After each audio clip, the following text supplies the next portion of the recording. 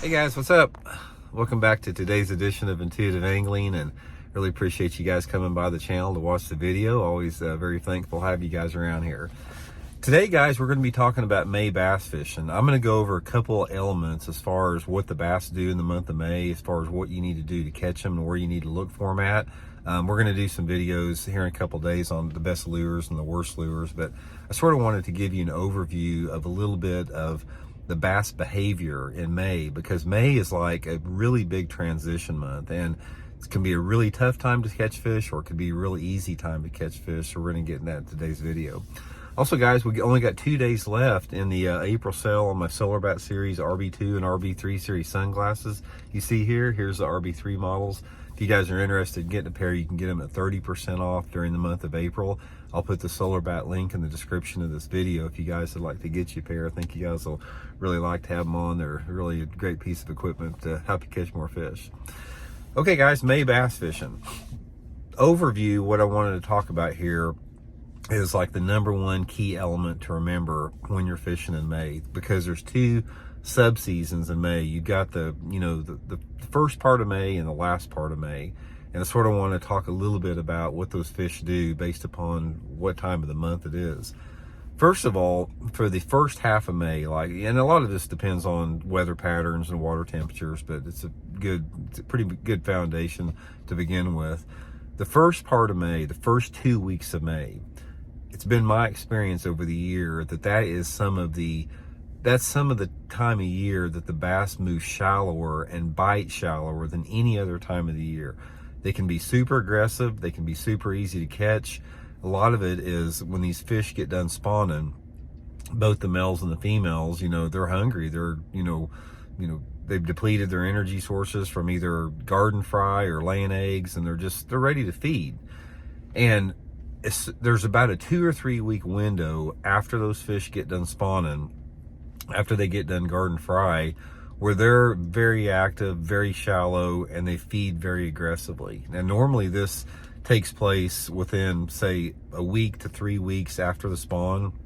So again, that varies, depending upon specific weather patterns. But once you feel that a lot of the fish are done spawning, and say, for example, you go back into a spawning area and you see a lot of empty beds, that is when this window, what I'm talking about, is existing. Now, these fish, for the first couple weeks of May, they stay super shallow. I'm talking about in less than 3 feet of water, and there's a couple different techniques that you can use to catch them.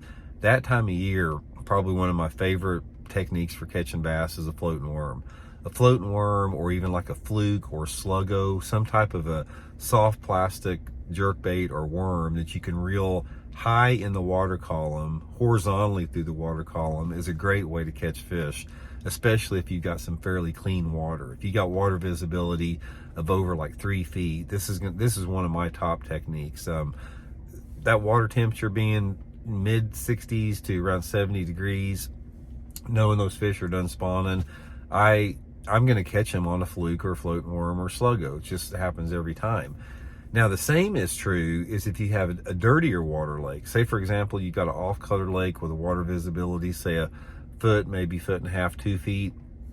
Those same fish can be caught with a swim jig. Swim jig is probably, or the month of May, in my opinion, is probably the best time to fish a swim jig.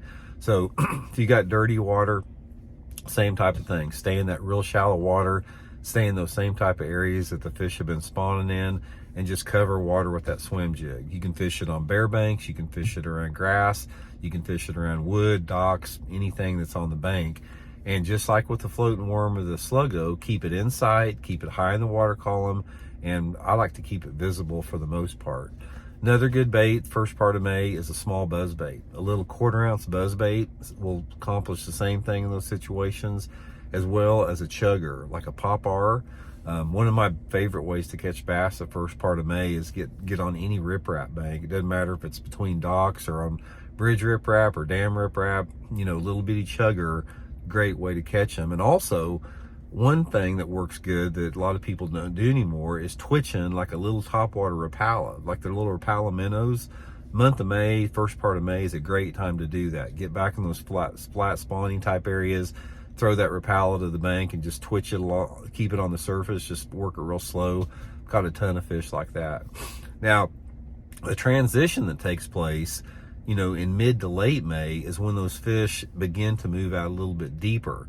And once those fish begin to move out a little bit deeper in the month of May, the two best ways that I have found to catch them is either deep cranking or on some type of a walking topwater, depending upon your water clarity. If you got water visibility that is like over 3.5, 4 foot, deep, guys, a walking topwater like Megabass Diamante or Xeraspook is a great way to catch bass later in May. Get out there either on bluff banks and main lake points and just cover water. Just go down those bluffs, throw that walking topwater parallel to the bluffs, get out on those main lake and secondary points and just fan cast all over those points. And that clear water situation is a really good, place to catch them. And also, if you've got more off-colored water, like water visibility 1 to 3 feet, get out on those same points and bluff banks with crankbait. Get a deep diving crankbait on the points, get a square bill crankbait up on the bluff banks, parallel those bluff banks. And that's just an overview of some really good ways to catch them during the month of May. So anyway, guys, we'll be back in a few days with some, the best lures and, a little bit more information on that. But May is a really good month to fish. The fish are usually biting and active. So hope it helps you guys catch a few. See y'all.